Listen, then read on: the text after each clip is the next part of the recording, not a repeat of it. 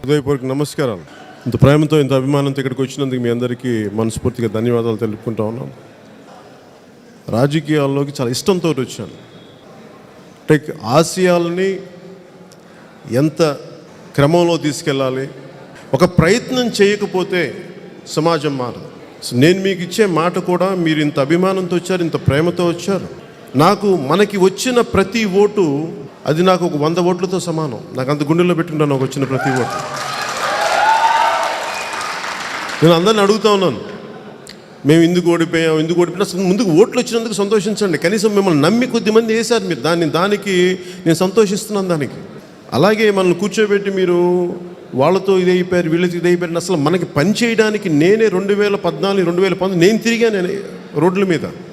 జన సైనికులు తిరిగారు, ఇంకా నాయకులు తిరగలేదు. నాయకులు అనేవాళ్ళు ఇంకా ఫామ్ అవ్వలేదు. మనకి 2019 తర్వాత వచ్చారు నాయకులు.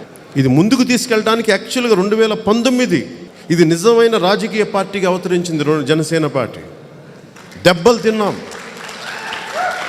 అంటే ఓటమి అంటే ఇప్పుడు తెలుస్తుంది ఎవరు నిలబడతాడు ఎవరు పారిపోతారో మీకు అర్థమవుతుంది.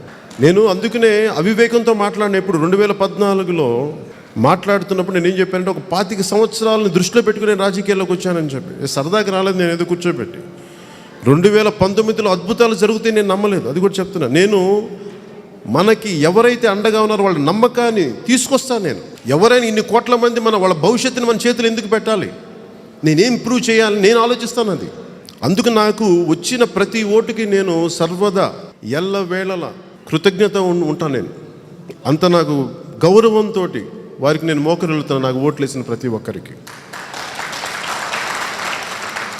నన్ను ఒక బలమైన శాతం నమ్మారు.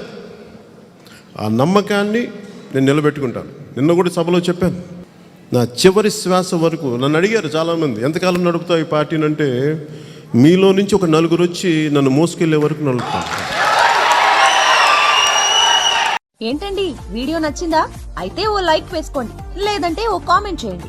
ఎప్పటికప్పుడు మా వీడియోస్ చూడాలంటే సబ్స్క్రైబ్ చేసుకోండి.